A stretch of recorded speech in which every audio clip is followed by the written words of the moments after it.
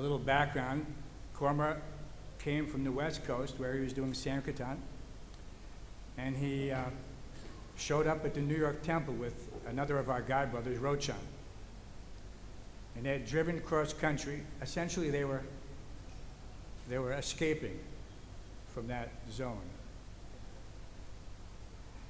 And so they hijacked a vehicle, one of the temple cars, and just did Sankirtan all the way across the country. And then when they got to New York, they surrendered to Radha Govinda. And I was the temple commander, so I remember that the temple president said, take care of these two devotees. They've just driven all the way across the country.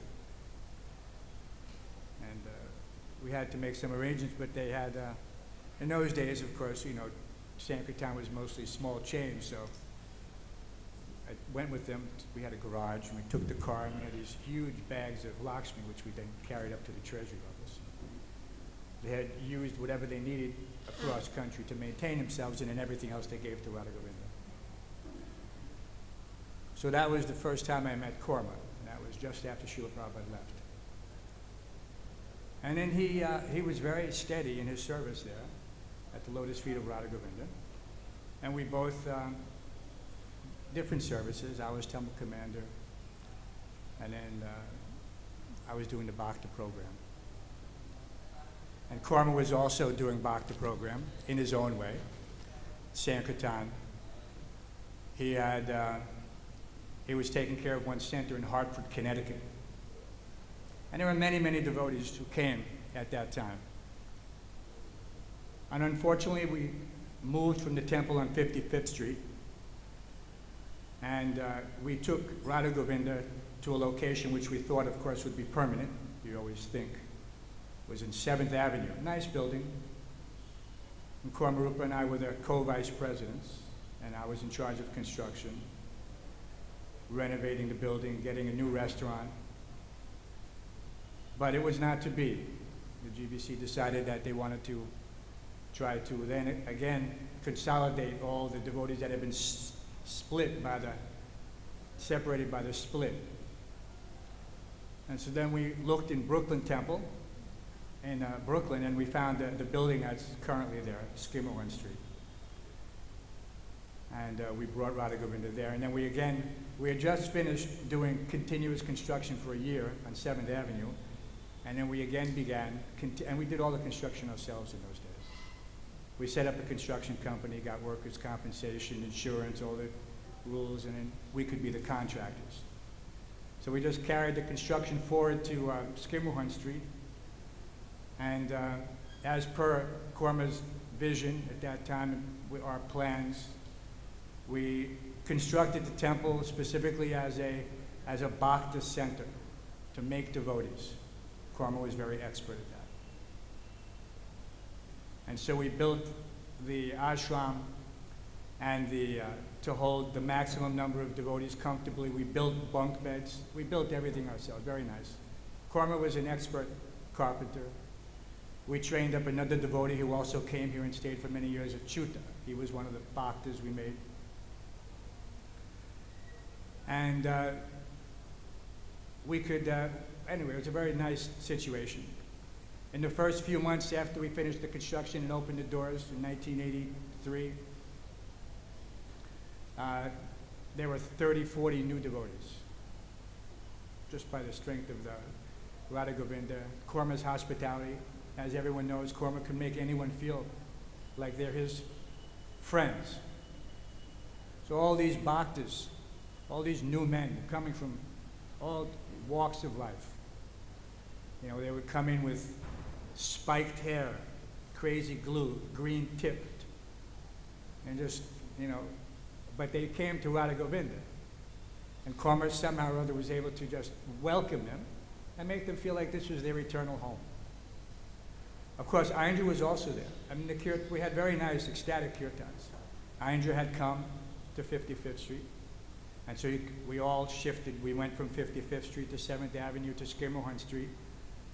And then at a certain point, it didn't look like it was going to remain viable for us at the time due to the prevailing administration. So we sort of made a pact. I said, there's service in Vrindavan. There's lots, we should all go.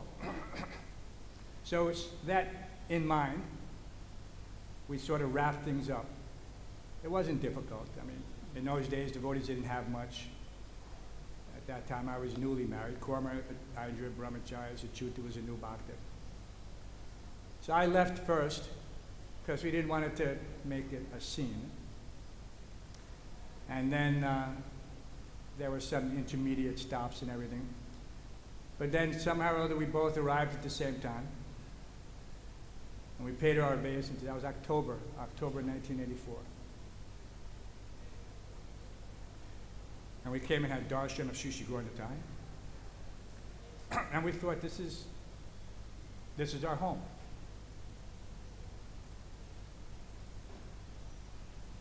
And of course, when you're home, you want to bring all your friends. So we made sure it was clear to Indra that, where everything's here, just come. No hesitation. And Indra had been very involved in he had a very elaborate setup. I don't know if anyone's ever seen or anyone heard. He had a moving temple, a panel truck. You would open the doors and there'd be golden columns cast from fiberglass. It was that casting of the fiberglass resin that killed his sense of smell. It actually burned out which was a very unfortunate thing to lose, as we all know. But, and so it was, and New York is an amazing preaching area. So it was very difficult to leave. But coming here, we all felt that we made the right decision at the time, because Srila Prabhupada's Samadhi was requiring some attention. The Gurukul was requiring some attention. And when, just prior to, when Indra first came, he wasn't thinking on that 24-hour kirtan. It was not really, he was more of a Sankirtan, mobile, Harinam type of person. Sit down wasn't, but he was doing some sit down in the mobile temple. But sometime just before or just as he had come, Sarva Bhavan and Prabhu had come to me and said someone had given him a donation, wanted to resurrect the 24-hour kirtan, make it more. It was 24-hour, it was there, but it was not exactly well organized. It was just going on somehow or other. So I told Sarva Bhavan, I said, there's a devotee here who's perfect for that. You just have to talk to Indra and plug him in. And that was how Indra and Sarva Bhavana resurrected what came to be known as the 24-hour kirtan. Anyway, so we stayed then. Everyone knows Kurma Rupa was a very, how can you say it, a teacher of the highest integrity. He could be a little bit of a hard taskmaster. The devotees know. All the Gurukul boys know. You didn't mess with Kurma Rupa. He had a certain bearing. I knew from our discussions, we had many long talks, in the days when we were still brahmacharis, that what we did in our past lives, and, Kurma, his background, his father was a very nice person, but very strict. He was a World War II combat veteran who had flown, I think, the full requirement of 24 missions from the South Pacific island of Guam over the mainland of Japan and come back alive, which was unusual. Very few people, very few crews made it through the whole cycle of 24 missions. So his father was basically a war hero. And so the atmosphere in the home was not overly strict, but it was, there were expectations, you can say. And so, of course, Kurma went to the same school as his father, Texas A&M, very famous school in America, Texas Aggies. And he majored in journalism, graduated with his degree in journalism. And then, as many of us he was drafted. And so they didn't know what to do with a journalism major. So they made him a clerk because he could type. So in that way, he avoided combat. And then, of course, after that, he met the devotees, and I was hoping we could get some fill-in from Rancho or some of the devotees who knew him on the West Coast. We both joined around the same time in early 75, late 74. But I don't know how he joined. I only know him from when he came to New York, and then we were together from that point up till 1984, till 1990. I left Vrindavan in 1990. So I want to make sure that others have an opportunity to speak. I worked with Kurma for many years on care for cows.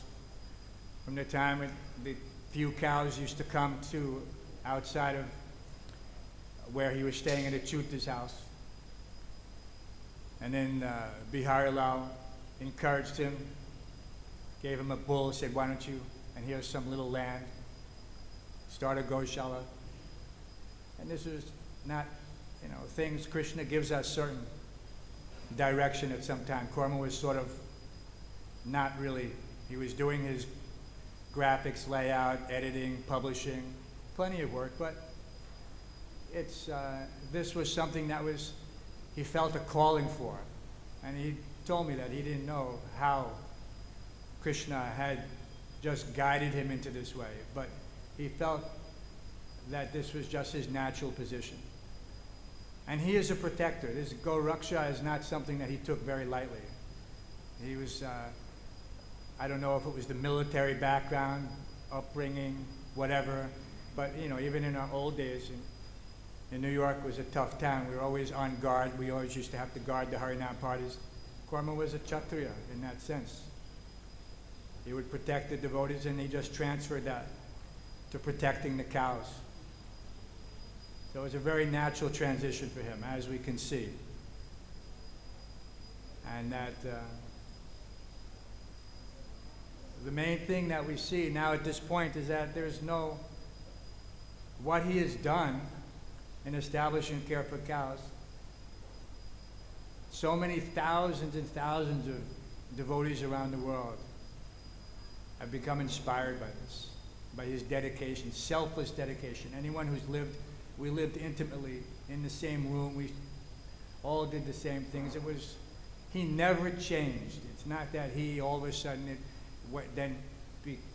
as he got older, he got a bed, or he got this. No, he had always slept on the floor, and we always slept in the same place. When I would visit him, it was like I was going back into the Brahmacharya ashram. He never changed. 2 pieces of cloth, 2 kopin, 2 kurtas sometimes. Most times not. Never asked for anything, never wanted anything. And whenever anything came, it just went to the cows. It was amazing. And people could sense that. Here's a person who has no material desire. Prabhupada gave that when he gives the description, yajan, that the Brahmin, he receives, but he distributes. He doesn't keep it.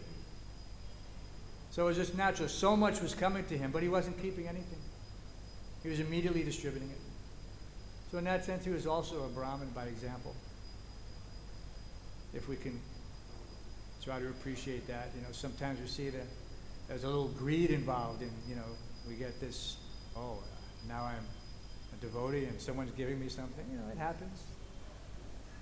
But with him, it wasn't even a consideration. He used to,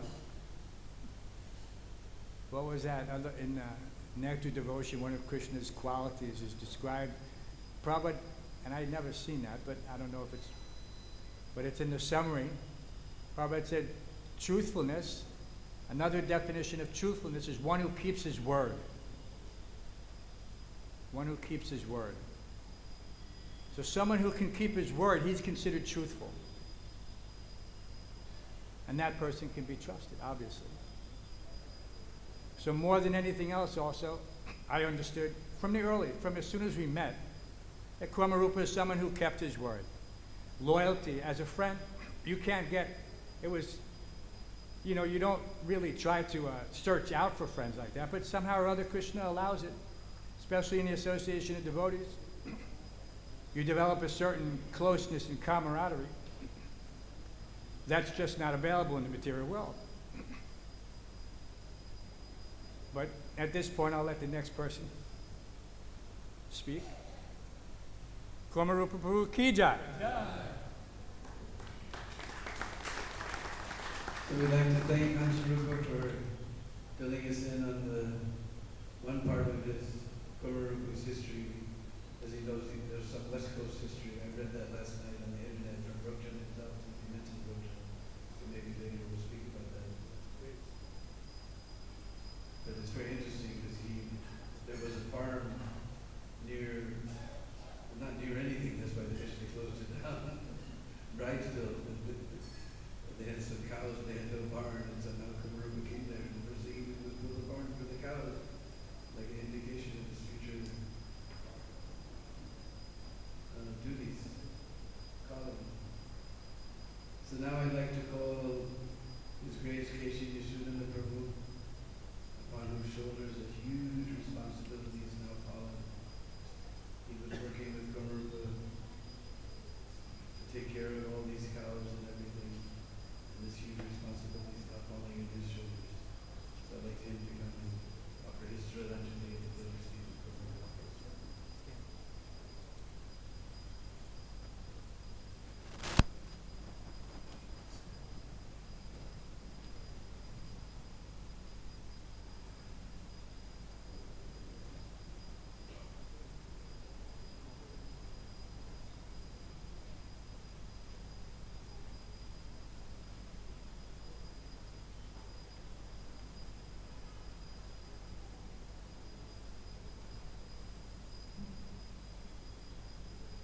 Hare Krishna, Dandavats Pranam. All glories to Srila Prabhupada, all glories to Kurma Rupa Prabhuji. Actually, it's not, I don't feel happy or proud to stand here because the separation is unbearable for me. When I lost my wife, when I lost my parents, I didn't feel the separation. But today, yesterday, last night, I don't know how long, the separation is going to hurt me very badly. My relationship with Prabhuji goes back many, many years. In 1992, Nandu, am I right? He was one of the 5 Gurukul boys that Kurma Rupa Prabhuji brought to Malaysia. And my wife, who was a very strong devotee, hosted a program in our house in Malaysia. And Kurma Rupa and the 5 boys came. Nandu gave a class. And our friendship from that day, because there was something in Kurma Rupa Prabhuji that attracted me to him. At that point of time, I was having quite a high position in an airline and going in the wrong way. But so I seeing Kurma Rupa and the 5 boys, something struck in my mind and it changed my life. And because of my job in the airline, my temple president in Malaysia used to ask me, Keshi, can you go to Vrindavan and buy some paraphernalias? Because I was a senior position, I could go first class and I can carry 50, 60 kgs of stuff back home. So I used to come virtually 4 times a year, 5 times a year, and I never missed the opportunity to meet up with Kurma Rupa Prabhu. At that time, he was still teaching in the Gurukul, and later he was doing some other management work. In 2002, when I was doing the Parikrama, Brijamandal Parikrama, we stopped by in Sundarak village, and I saw Krishna, our Padayatra bull, and 62 other cows. They were big, they were fat, they were loving, each cow was loving, and me being a stranger from another Muslim country, but I was able to approach them. And then there I decided that if Krishna permits, one day I would like to serve the cows. And Krishna knows he played into my life. First, he took my wife left. Then my 2 kids got married. My daughter got married, had a son. He was playing around, waiting. Finally, when he got married, I left the job. I gave 24 hours notice to my management. I didn't want to work. I wanted to join the cows. I wrote to Kurma Rupa, Prabhuji, and he said, I can't give you a place to stay. I can't give you any prasadam. Do you like to come? I said, yes, I will come. And I came here in 2008, January 6. And from that day, the first thing I noticed was Kurma Rupa Prabhuji was so dedicated towards the cow. He doesn't even shout at the cows. He just goes and pets them, he scratches the back, he scratches the belly, and the cows were just flocking to him. And I thought, hey, why can't I be in that position? I stayed on, and then I saw slowly what I was doing is I was cleaning the Goshala, sweeping the Goshala, and he said, Keshi, carry on doing it. As much as you clean, you're cleaning your heart. And gradually he started giving me some responsible job to do. And what was the most attractive thing that I saw in Prabhuji was he was not taking a paisa. And this is what I saw in his quality.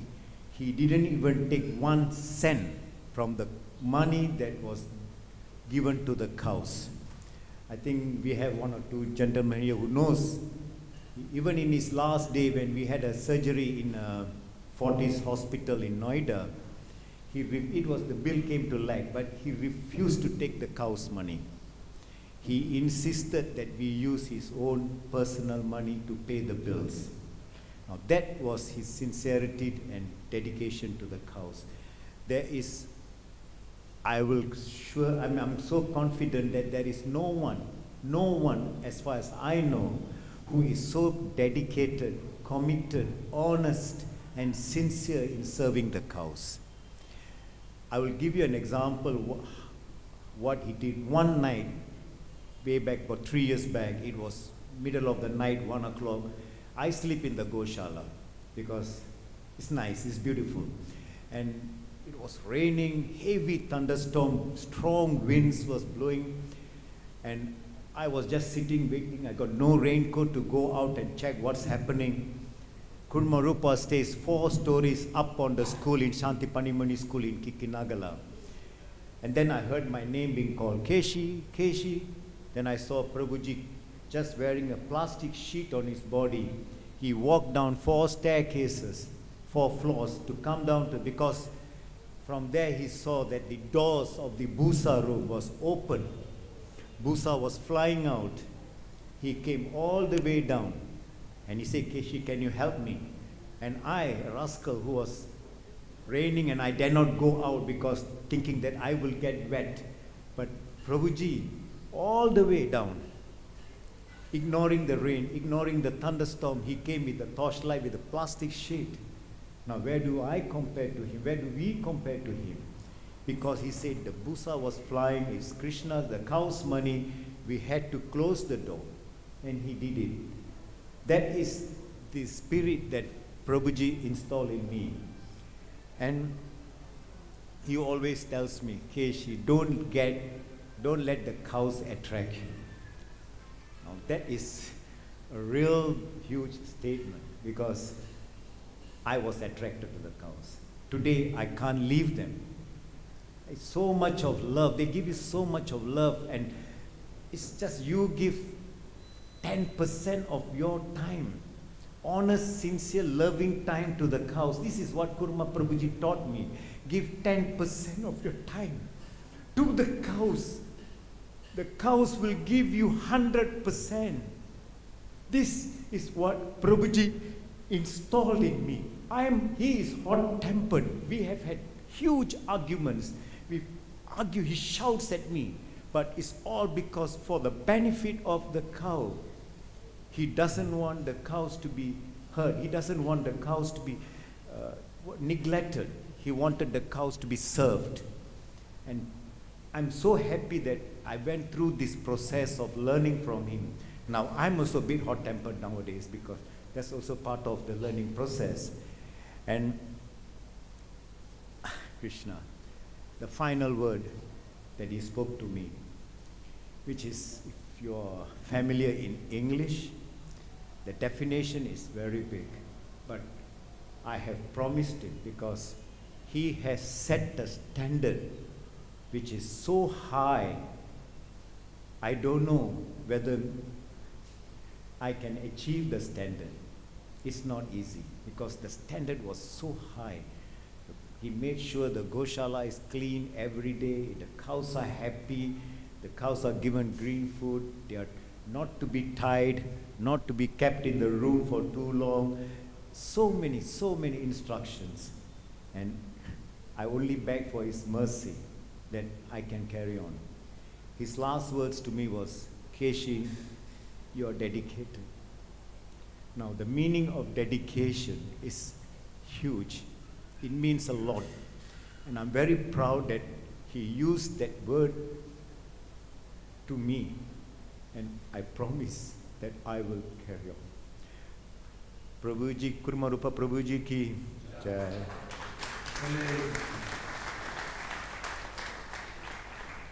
So we'd like to thank His Grace Keshi Yeshudana for giving us some wonderful examples of incredible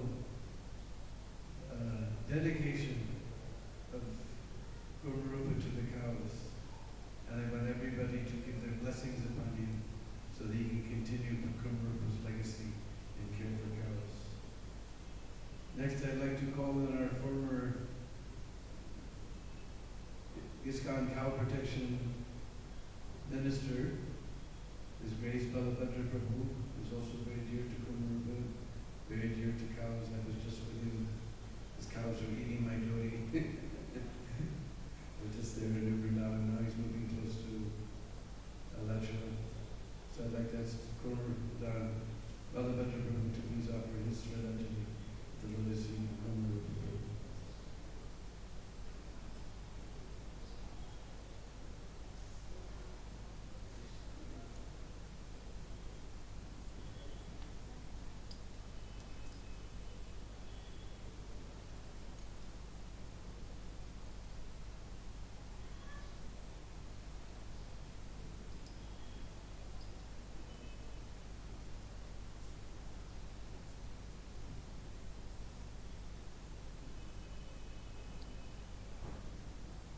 Hare Krishna. Rupa Prabhu was a saint. Rupa Prabhu is a saint. He has given us so much instruction on how to take care of cows just by his taking care of cows. I first met Rupa Prabhu, I think it was 1983. My son was maybe 6, 7 years old. He was in Rupa Prabhu's ashram. And Rupa Prabhu had a reputation of being tough. But tough with tons and tons of love. And then gradually, Rupa Prabhu became involved with the cows. Very little at the beginning. But the more he became involved with the cows, his life changed. If one is a book distributor, the more you distribute Srila Prabhupada's books, your life changes. If you're a pujari, the more you're doing direct service to the deities, your life changes. Whatever service, if you're cooking for the deities and for the devotees, the more you do that service, your life changes because you're becoming more and more selfless in that service. You're thinking of the Lord, you're thinking of Guru Maharaj, you're thinking of Srila Prabhupada, and the devotees, you're thinking, how can I please the assembled devotees? It becomes selfless. Kurma Rupa Prabhu, in his service, was selfless. He was always concerned for the welfare of whatever devotees, whatever living entities were being touched by his service in love and devotion for Srila Prabhupada. The more he became involved with the cows, I was already taking care of cows. I was at Gita Nagari from 1980 to 1990, and I had the good fortune to have the association of Paramananda Prabhu, who taught me about cows. He told me that we should look at cows as deities that multiply. It wasn't, we should look at the cows as a continuing source of milk.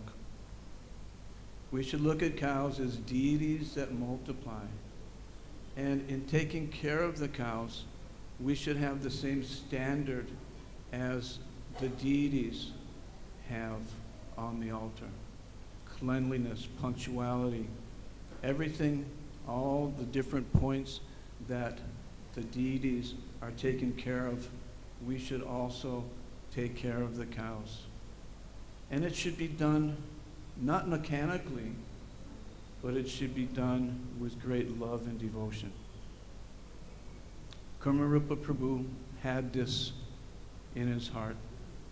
He didn't see the cows as big animals. He saw them as deities that multiply.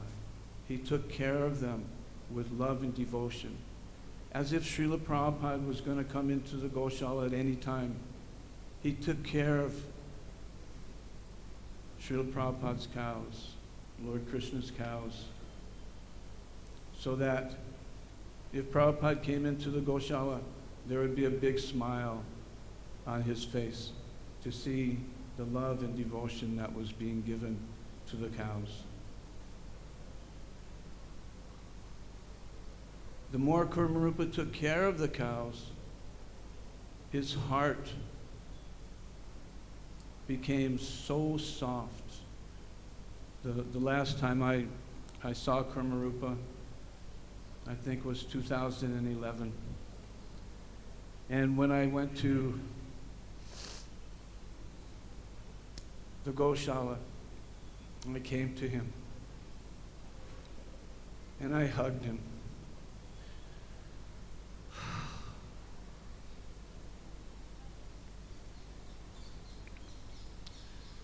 And I was pouring tears. And he said, "Balabhadra, what's wrong?" And I said to him, "Kurma Rupa Prabhu, you love your cows so much. It is such a wonderful experience to see how you are loving your cows. You're showing this love, this care for cows, not only in Vrindavan, but your love and your care for cows is being broadcast all over the world just by devotees coming. They're seeing how you're taking care of your cows.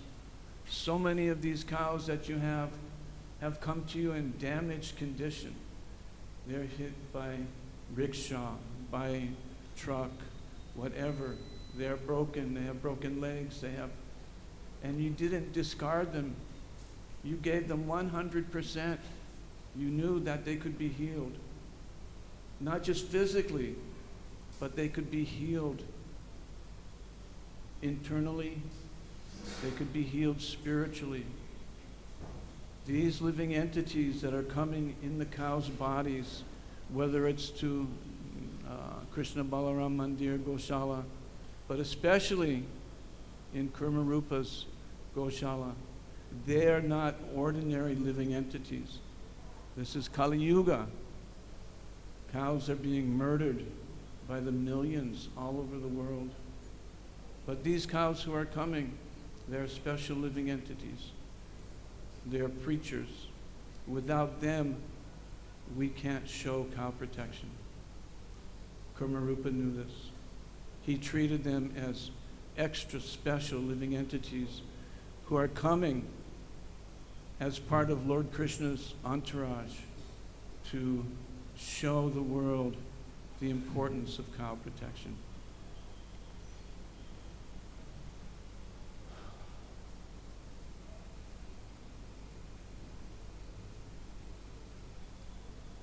Kurma Rupa knew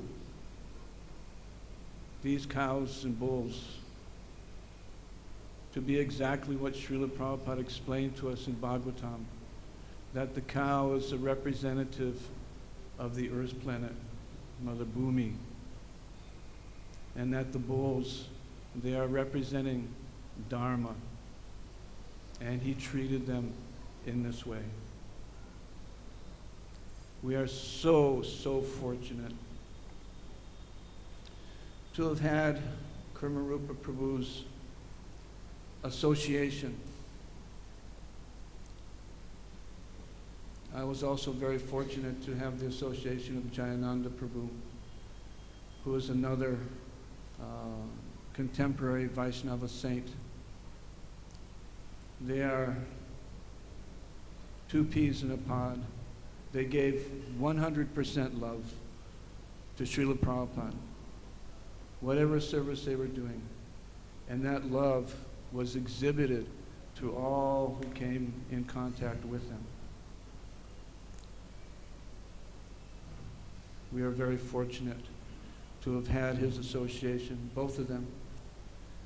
And now we have a responsibility to carry on and expand the legacy of care for cows in such a pure, loving way, so that the whole world will see the importance of cow protection. Kurma Rupa Prabhu Ki Jai. So we'd like to thank His Grace Balabhadra Prabhu for a wonderful description of how Kurma Rupa exemplified the teaching that he learned from one of the greatest cowherd boys, Parmananda, that these are deities that multiply. And Kurma Rupa treated his cows in that way. So next I'd like to call another person who's always very deeply involved with cows and takes so nice care of his cows. I'd like to ask Prabhu Kishore to offer his Shraddhanjali for this. And since he's injured, we'll let him sit here.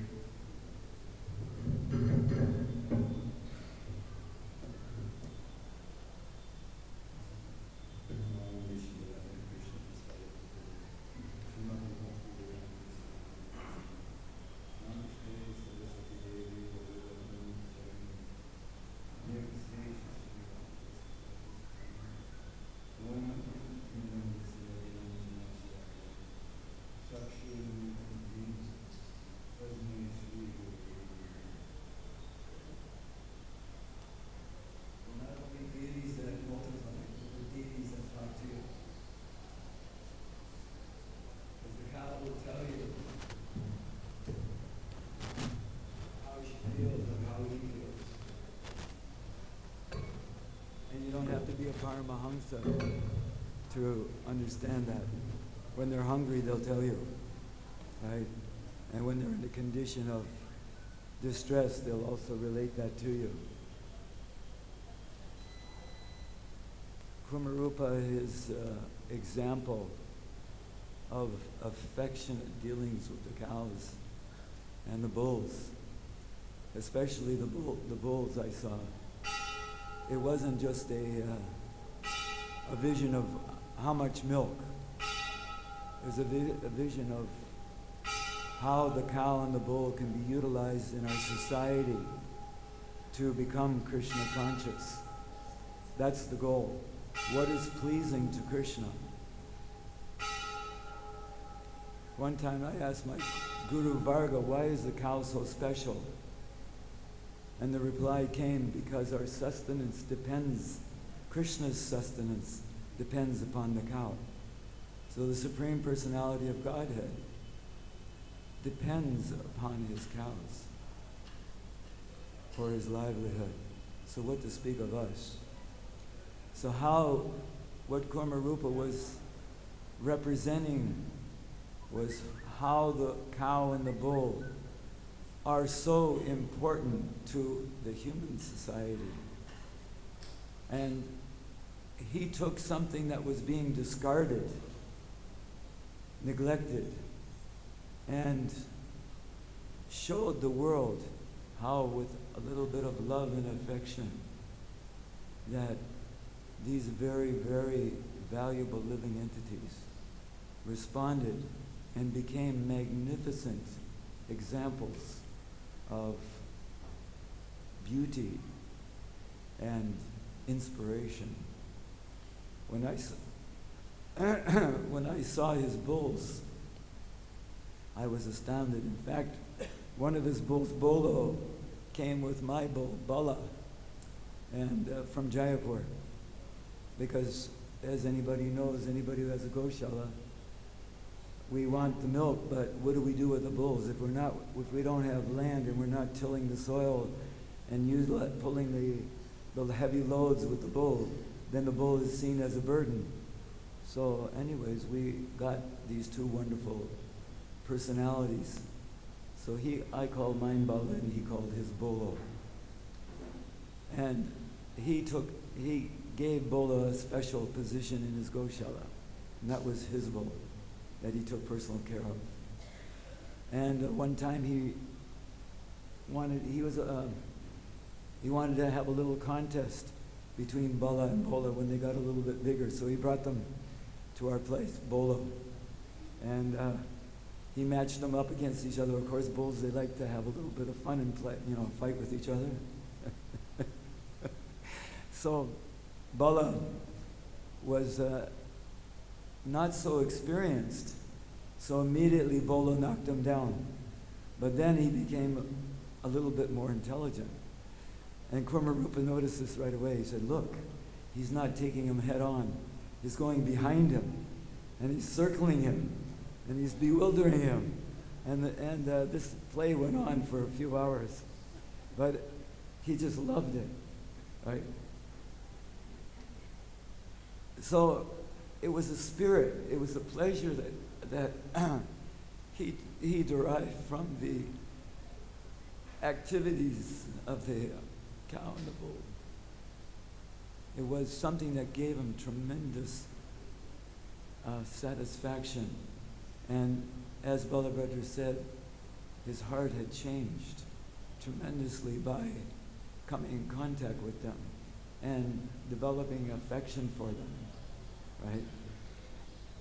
So promoting cow protection means setting the example, showing the example, and taking it up yourself, not just speaking about it, but actually practically applying it. That's what Srila Prabhupada wanted us to do. He wanted, at one time in Los Angeles, Prabhupada told Rameshwar Maharaj at the time, I want all the grihastas to go to the farm. And Rameshwar Maharaj said, well, who will stay here? And Prabhupada said, you will. So why did Prabhupada want us to go to the farm? Because he wanted us to learn how to produce our own food, our own clothing, our own building materials, and our own medicine. But what's a very, very intricate part of the farm? The cow and the bull. Because the cow is giving you everything in the form of her milk, her cow urine, her cow dung, and the bull all the necessary work. But how many of us are moving in that direction? And this is what Kurma Rupa, he wanted care for cows because he was rescuing cows that are being hit and mangled by these bloody machines that are riding at breakneck speed on the roads, called the invention of modern technology, the car and the tractor, which is suicidal for our society. When Prabhupada was here, Akshayananda Maharaj would go out, he was the temple president, he would go out on the bullock cart and preach in the villages on his bullock cart. And Prabhupada was so much happy with that. It was the bullock cart, the bull. Show how to use the bull, your father, put him to work. Don't make him redundant. This is what Kurma Rupa was demonstrating personally. Right? He understood these things, and he wanted to, he was expert at making the propaganda in the favor of the cows. And he showed the standard of cow protection, meaning the food was that in the wintertime, he used to make up hot meals for the cows. I was running the Goshala here. We had 185 cows. He had a much better standard with much less men because he had of the heart. His heart. He felt for the cows. He felt when they were happy, he became happy. Living deities who multiply.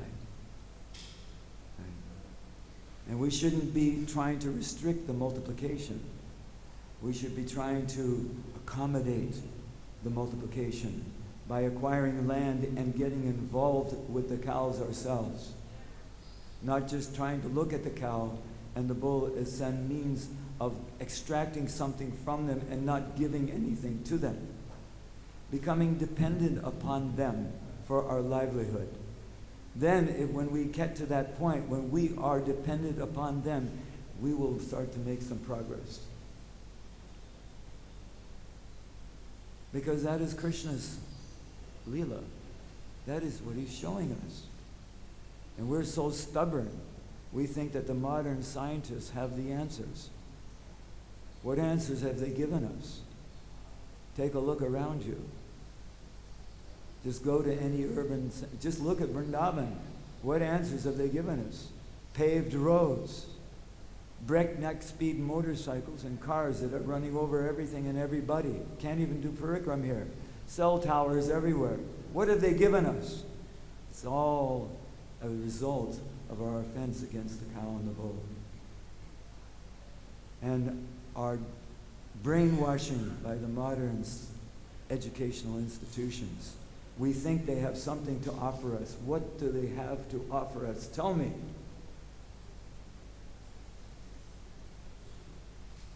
So this is what Kurma Rupa was standing for.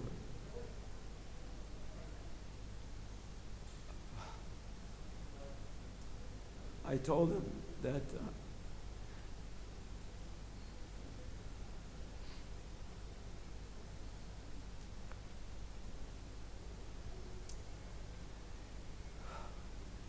I think you're cheating us by leaving.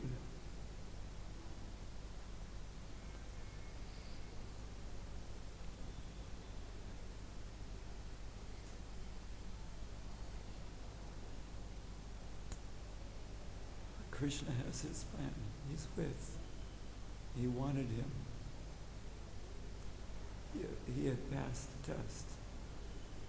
So please, I'm praying to him that I get some service to the cows.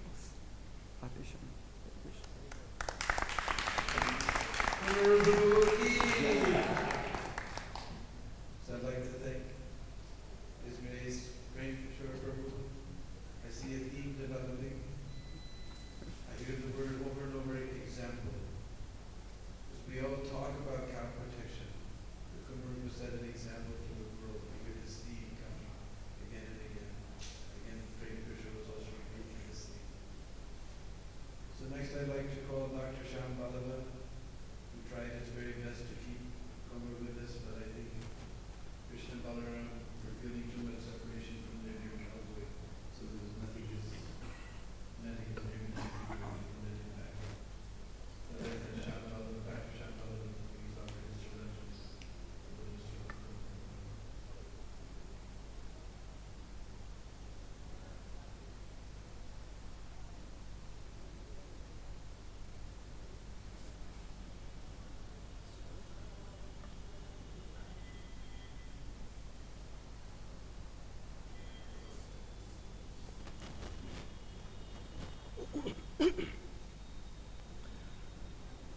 वाञ्छाकल्पतरुभ्यश्च कृपासिन्धुभ्य एव च पतितानां पावनेभ्यो वैष्णवेभ्यो नमो नमः.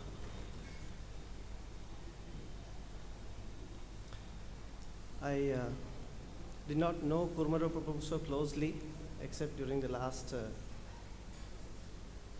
2 months. I was in Kerala doing some work with Ayurveda, and I got a call from Keshi Prabhu saying that you need to come immediately. Kurma Prabhu is very sick. He is having jaundice. So, and he will not take any treatment from anybody else unless you come. So I was a little bit surprised that we hardly had any much close interactions in the past, but why he suddenly decided that it's only I had to come from there and then tell him it's only then that he will decide to take any treatment. But anyway, I came the next day from Kerala, and we asked to get him to Delhi. And then initially we were thinking that this could be just some gallstones blocking. We had the surgery done. As Keshi Prabhu said, his greatest anxiety was that I will not use the cow's money for doing the surgery. So after that was done, we came back, and he told me that now I am feeling completely relieved. And the doctor who did the surgery, he said that no, we don't think it is a cancer, and we were all very much relieved that he is going to be with us for some more time. And he was recovering very well, but suddenly he began to develop jaundice again. And then we took him back, which was when we found out that he had this terminal illness, which was almost in a very advanced stage. So at that time, the doctor told me that now there is no curative thing. We could either go for chemotherapy or we could go for radiotherapy. And I was supposed to break the news to him. So I went there and I told him that, Prabhuji, we don't have any, it's not very good news now. So he said, what is it? So I told him that this is, we have found out that this is a cancer, and it is spread, and there is not going to be much benefit by doing the surgery. So we don't want to go through that. We want you to go through that. And so he told me that this is not bad news, this is very good news. So very easily, as if nothing had happened, he just accepted it very easily. And then we came back here.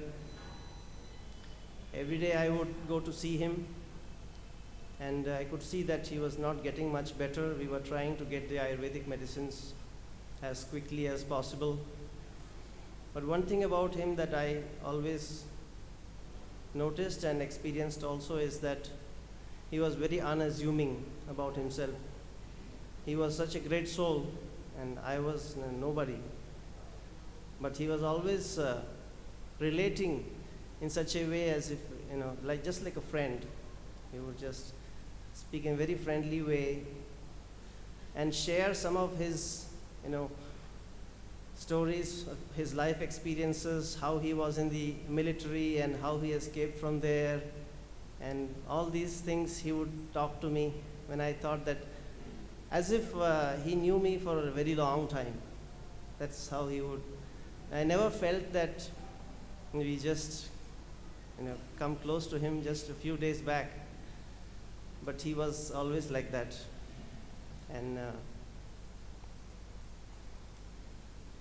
one thing that, a few things that every time I would go to him, he would share something or the other.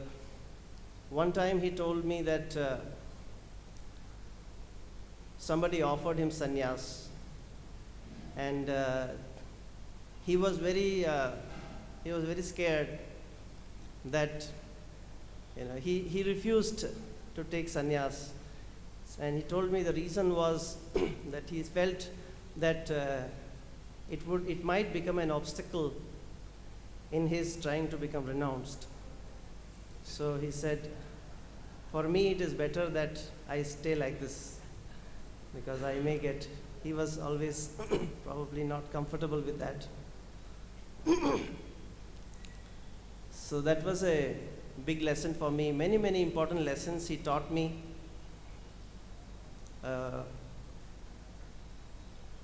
One thing I remember is that he always just gave himself for the pleasure of the devotees. During the last few days, when I noticed that it was only about a few weeks or days now, and I told the devotees that this is like this. So some of our motherly devotees wanted to still make every effort possible to try to revive him, to make him recover. And it was difficult for me to explain that at this point of time, we don't need to give him any fluids, or we don't need to give him, he's on the way back home, so we just need to let him go peacefully. But finally I told them, okay, you can ask Prabhuji. If he says yes, then we can do something. So they asked him and he said yes. And we started that.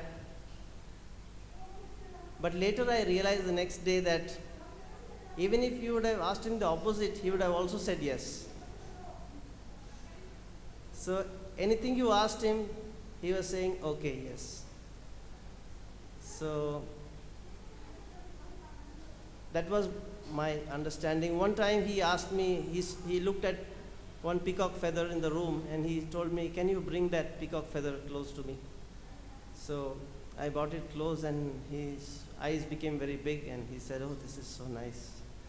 So I noticed that at that same time, just outside his room, a peacock came and sat there and just spread his feathers immediately. So I thought this was something amazing, that he wanted to see this and immediately a peacock just came from somewhere. He was definitely, you know better, many of you who know him closer than I do. They're a great saint, and I feel very fortunate that he called upon me to give me his association during the last part of his pastimes. And I want to especially thank all the devotees who have gone out of their way to care for him and to help in his journey back home. All the devotees in the temple who came for the kirtans, who came to talk to him, spend time with him, and all the staff in the hospital who were running around to try to get the medicines on time, H.G. Prabhu, all the staff in the Goshala who were coming from time to time to do the kirtans, to be with him, all the Matajis who were coming, Kusha Mataji, Parvati Mataji, all of them were coming every day, morning to evening. They were giving him very nice massage, and he was telling me that I'm feeling quite nice, quite comfortable. So this wonderful community has come together to facilitate and to serve this great devotee. Once I heard him speak on the phone. He was speaking to his sister, and he said that I'm dying and I'm very happy about it.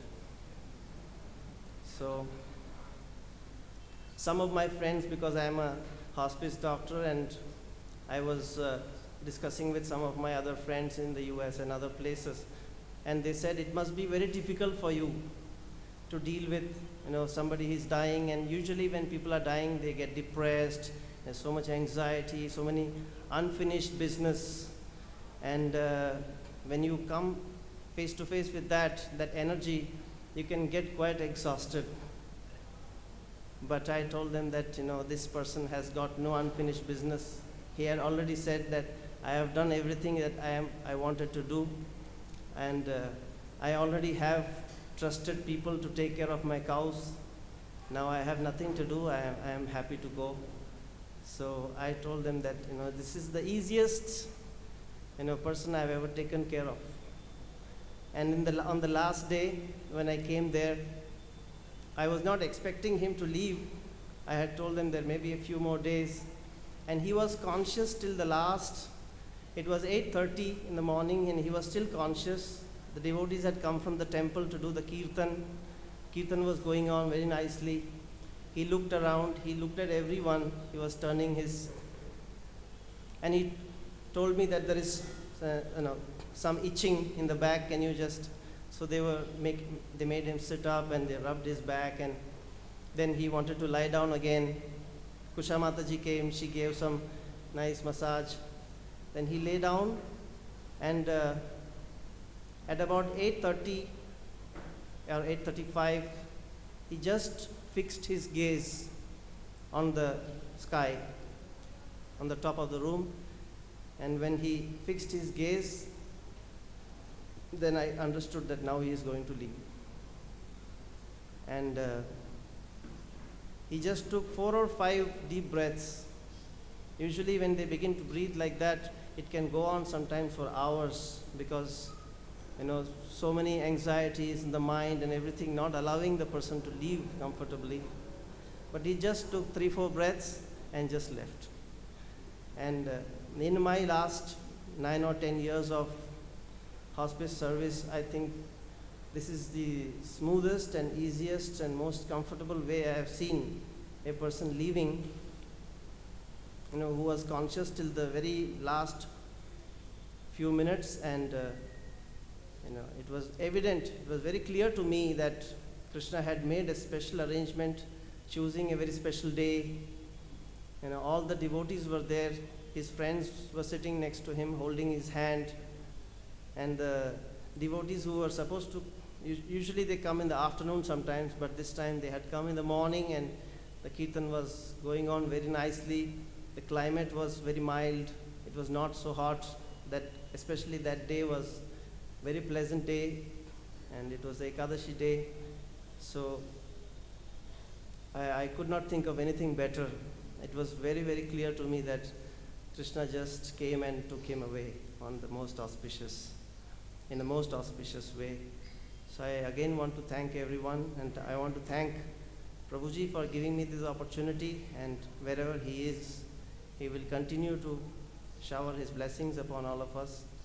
And thank you very much. His Grace Kurma Rupa Prabhu ki jai.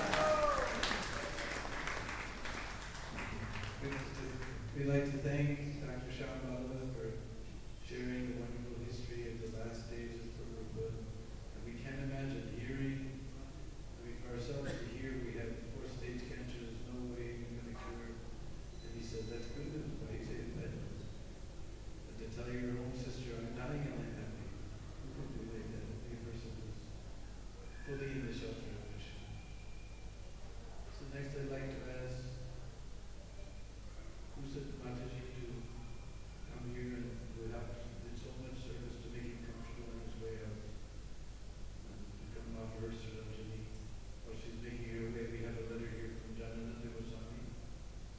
Dear Guru, please accept my obeisances and best wishes for a safe and blissful journey.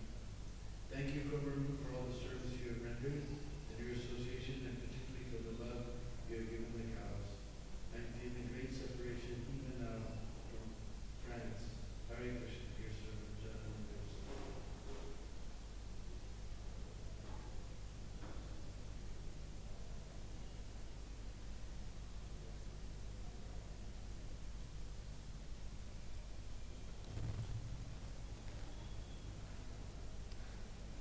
Vaishnavascha Kalpatarubhyascha Kripa Sindhu Bhaivacha Patitanam Pavanebhyo Vaishnavebhyo Namo Namaha. All glories to Kurma Rupa Prabhu, who taught me. I knew of him in life, but I knew him in death.